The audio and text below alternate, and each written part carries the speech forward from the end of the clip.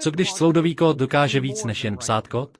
Co kdyby mohl použít váš prohlížeč k tomu, aby skutečně provedl samotnou práci? To není hypotetické. Cloudový tým vydal rozšíření prohlížeče pro Chrome.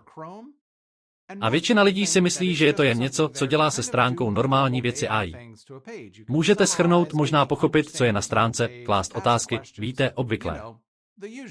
Ale je tu toho mnohem víc. Ukážu vám 4 věci, které toto rozšíření umí, z nichž každá je chladnější než předchozí. A vlastně ten poslední je výborný. Chystám se plně zautomatizovat pracovní postup, který již mám a který musím dělat ručně. K dokončení práce použiji kód Claude a toto rozšíření Chrome Claude. Žádný kód, jen automatizace. Ale začněme jednoduše. Jakmile budete mít rozšíření nainstalované, dovolte mi, abych vám ji ukázal opravdu krátce.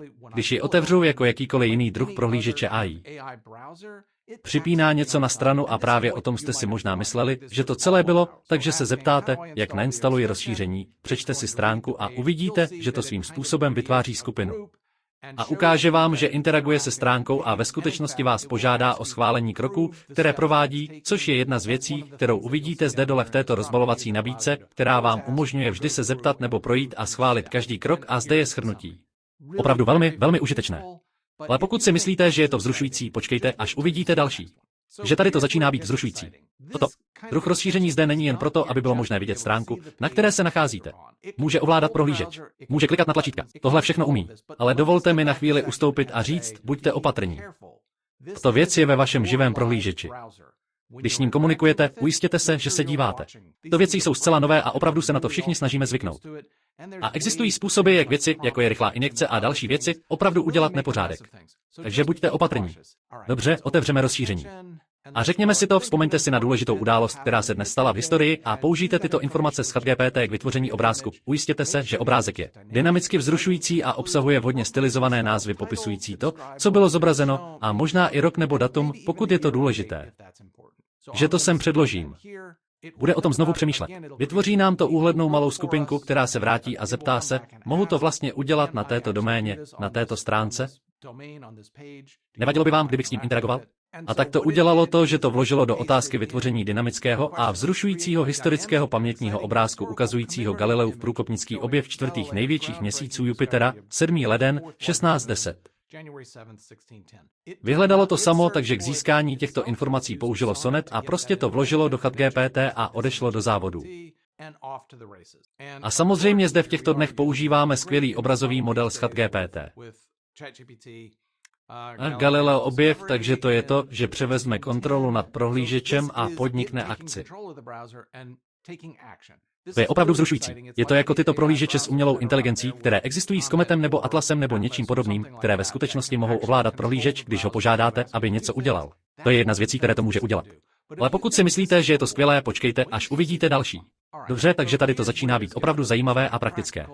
Že si myslím, že máme docela dobrý nápad, jak snadno vytvořit plakáty k historickým událostem. Když se na to podíváme tady nahoře, dole je dole tlačítko, které je uložit jako zkratku, takže toto rozšíření má koncept zkratek, když na to kliknu. Dnes mohu v historii říct jako název a můžete vidět, že to ukládá lomítkem, velmi podobným Cloud Code. Najednou vytvoří příkazy lomítka pro váš prohlížeč. Jediné, co je uložení samotné výzvy a ve skutečnosti má jakousi výchozí adresu URL a nechám ji začít od samotného ChatGPT. A tak teď máme zástupce uložený. Dobře, předpokládejme, že jsme někde na nějaké obecné stránce a rozhodneme se to vytáhnout. Pokud stisknu lomítko, můžete zde vidět, že mám dnes v historii lomítko. Pokud to vyberu, přeskočí na počáteční adresu URL, na které jsme používali moje soubory cookie, s vědomím, že je to ve vašem prohlížeči. Že byste se přihlásili, dělali byste všechny věci sami.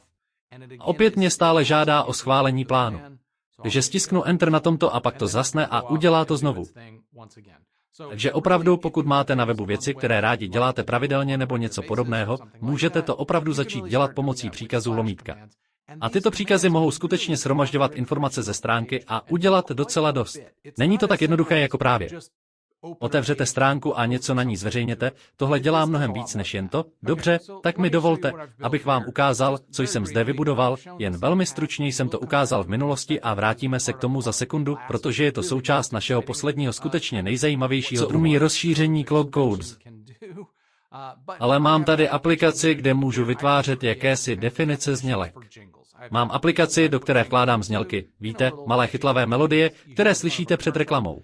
A tak tato aplikace na začátku hraje jednu z těchto znělek, ale já chci různé druhy znělek pro různá časová období, takže různé druhy událostí.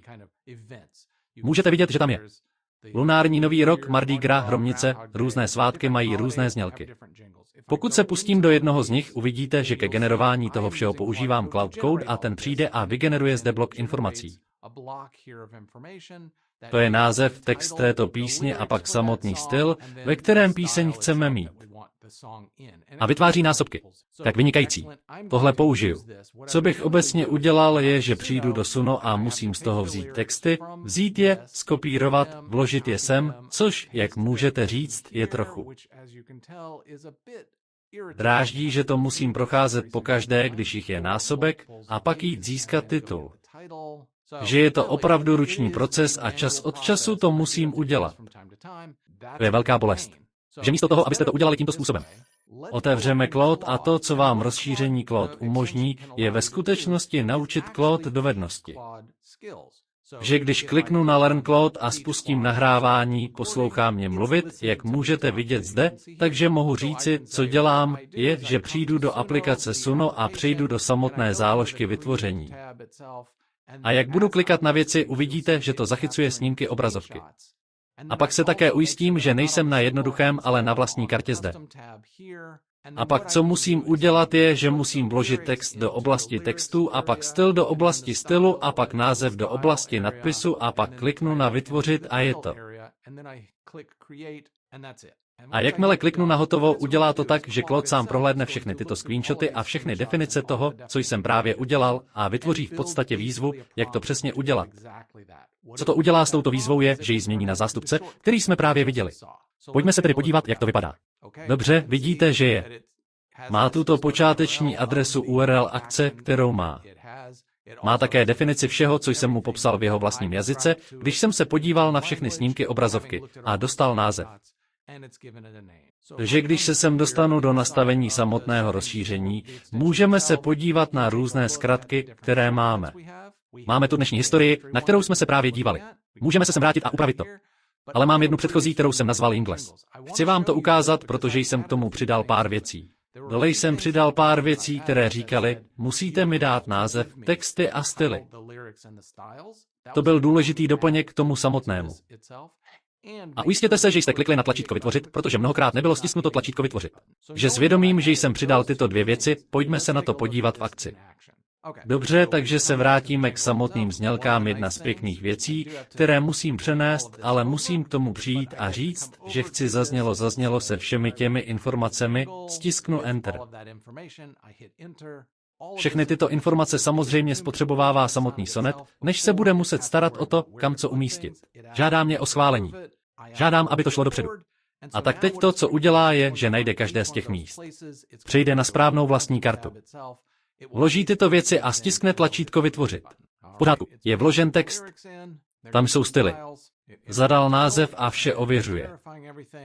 A je to tady. Je stisknuto tlačítko vytvořit. A teď tu mám dvě písničky, které si můžu poslechnout, zjistit, kterou chci. A stáhněte si ten, který chci, takže je to tak trochu fantastické, dělá to pro mě hodně.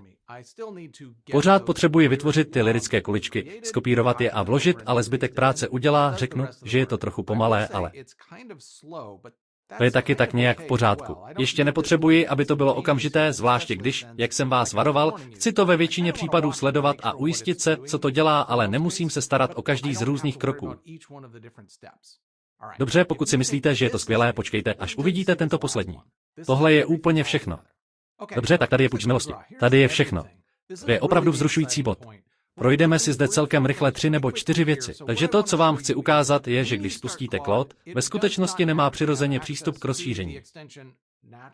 Takže pokud jsem tady právě začal Claude, uvidíte, že nemám přístup k rozšíření Chrome, přesto mám přístup k nástrojům, ale není to povoleno, takže pokud uděláte lomítko Chrome, můžete se jít dolů a povolit samotné rozšíření. Že právě teď je to zakázáno. Můžu to znovu připojit. Ve výchozím nastavení jej zapnu.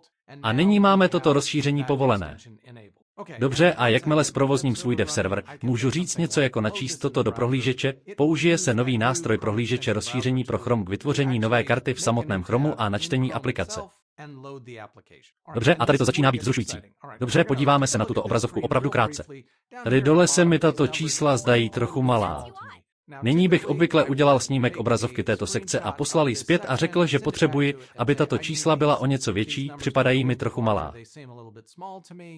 Ale ve skutečnosti místo toho požádejme samotný Cloud Code, aby použil nástroje prohlížeče, aby se na to podíval a udělal tato písma o něco větší, aby se sem stále vešla, ale cítila se působivější. Podívejte se na dlaždici s hrdinou. Líbí se mi statistiky, ale potřebuji, aby byly o něco větší. Proto to uživatelské rozhraní se zdají trochu malé. Je aktualizována velikost a přichází a kontroluje prohlížeč. Jak můžete vidět, zde přebírá kontrolu. Podívá se a pak se vrátí a můžete vidět, že to říká pomocí Cloud Chrome. Tedy to tady používá ovladač. Chtěl jsem jen ukázat, že když používáte Cloud Code, můžete ji použít pouze k tomu, abyste se podívali na aplikaci, která se vytváří a na které pracuje. Můžete mu říct, aby se podíval na věci, jako je konzole pro vývojáře, a dostal chyby a všechny podobné věci. Co k tomu rozhodně použijte. Ale o tom to není. Dovolte mi ukázat vám celý kruh toho, co tady děláme. Dobře, tak jdeme na to. Pojďte se mnou na cestu. To je moje aplikace pro znělky. Tady mám napsané znělky. Pokud si vzpomínáte, dostávám blok. To má nějaký text a styl a takové věci. Chceme vás požádat o znělku na Pi Day. Pojďme tedy vytvořit nějaké znělky pro Pi Day. A vše, co zde ukazuji, je, že v tuto chvíli nedělám něco, co je programování s cloudovým kódem. To je způsob, jak řídím zdroje. Ve skutečnosti využívá samotného Cloud Opus, aby tak trochu zkoumal, co je den Pi, jaká data se slaví, některé obecné postoje ke dni Pi. Pak píše různé druhy znělek vzhledem k informacím, které najde. Že provádí tento výzkumný krok, pak zapisuje soubory. Tohle všechno dělám už docela dlouho a opravdu to vytváří velmi dobré. Druh souborů znělek, které jsou zábavné a zábavné, které souvisejí s konkrétními svátky. A popravdě přijdu sem a zeptám se, jsou nějaké další svátky v dubnu, které bychom mohli přidat? A najde něco vtipného jako Den počítadla nebo něco takového a půjde to prozkoumat všechny tyhle věci, takže to je jedna z věcí, které chci zdůraznit, že první cloudový kód absolutně není jen pro programování, dělám spoustu práce, která není programovací prací. Dobře, takže to vytvořilo soubor Pi Day. Jak můžete vidět, vytvořilo to 3 různé segmenty věcí v tomto souboru a v tomto souboru. Chci se teď dotýkat. Musím se toho dotknout a udělat to, co jsme dělali minule. Chci zjistit, jestli to dokážeme udělat s prohlížečem a dělat téměř vše, co jsem dělal, kromě toho, že se stále chci zapojit a vybrat ty správné znělky, protože některé z nich jsou trochu na hovno. Že podívejme se, co můžeme udělat, abychom se pokusili, aby tato věc ovládla prohlížeč. V pořádku. Za prvé myslím, že by bylo chytré, kdybychom vyšli na zkratku, kterou jsme již vytvořili pro tyto znělky, a já jsem tam vzal celou tuto definici, vložil jsem to sem a dal jsem tuto adresu URL. Dobře, tady máte výzvu a adresu URL. Chci, abyste použili nástroje prohlížeče k provedení toho, co tato výzva indikuje. Ve skutečnosti z toho uděláme lomítko, které můžeme vždy spustit. Dobře, uvidíme, jestli to bude fungovat. Dobře, došlo. Ano, chci to otestovat se souborem znělky, ale protože vytvořil příkaz lomítko, dovolte mi odejít a vrátit se opravdu rychle. Dobře, takže tady jsme. Chcete to nyní otestovat se souborem znělek? Ano. Pojďme to otestovat s naším souborem Pi Day, který byl právě vytvořen. Vynikající. Našel 3 různé věci v souboru Pi Day. Zde můžete vidět, že otevírá ovládací prvek prohlížeče. Počkám, až se mě zeptá, mohu tento web ovládat. Řeknu ano. Vynikající. Pojď. Vložil text. Vložil název. Že to je to, co vytváří profesor matematiky, profesor Infomerciál. Doufáme, že se klikne na tlačítko vytvořit. A nebylo kliknuto na tlačítko vytvořit. Všechno fungovalo kromě tlačítka vytvořit. Nic neklikalo na tlačítko vytvořit. Dobře, je to tam. Kliknul na tlačítko vytvořit. Vynikající. Aktualizuje také pokyny. Perfektní. Dobře. 3.14159 vaše čísla se nikdy nezastaví. Šplhají a stoupají nekonečné číslice. Nekonečné pohledy, otevřete aplikaci, nemáte co ztratit, píp den. Statistiky jdou dokola. Hej. Dobře, výborně. Dobře, zkusíme další. Nevím, proč to funguje. Načítání 3 body 1. Počítání zábavy. Dobře, zkusíme další. A po 25 sekundách je to tady.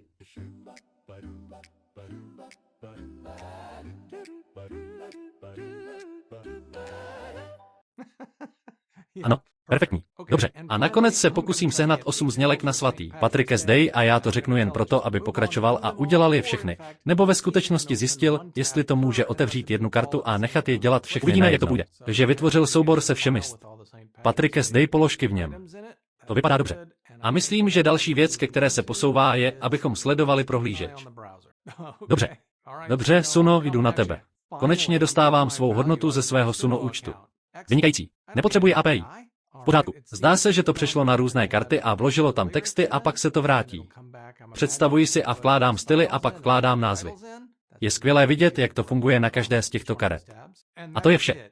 Seděl tam a procházel všemi kartami, zkontroloval svou práci a ujistil se, že je vše hotovo.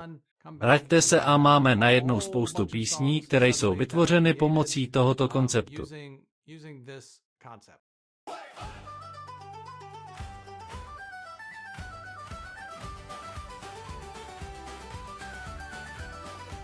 Zvedněte sklenici, čísla stoupají, statistiky plynou jako Guinnessův čas, zelená a zlatá, grafy zarovnávají happist. Tedy yes, vaše statistiky vypadají dobře. Dobře, doufám, že se vám líbí to, co jste zde viděli. Tato věc, toto nové rozšíření uvnitř Chromu je opravdu úžasné a umí toho hodně, ale mnohem důležitější. Je integrace, kterou můžete získat s něčím jako cloudový kód, zvláště když používáte cloudový kód pro věci, které nejsou kódem. Vím, že jsem to na tomto kanálu řekl hodně. Pokud jste viděli ta další videa, tak trochu víte, odkud přicházím. Tato věc dělá tolik, že vřele doporučuji vymyslet cokoliv, jakýkoliv malý projekt, do kterého můžete otevřít cloud code ve svých vlastních poznámkách, ať už to může být cokoliv, jen abyste získali sílu a pochopili, co se děje s AI. V podstatě integrované uvnitř vašeho vlastního prostředí.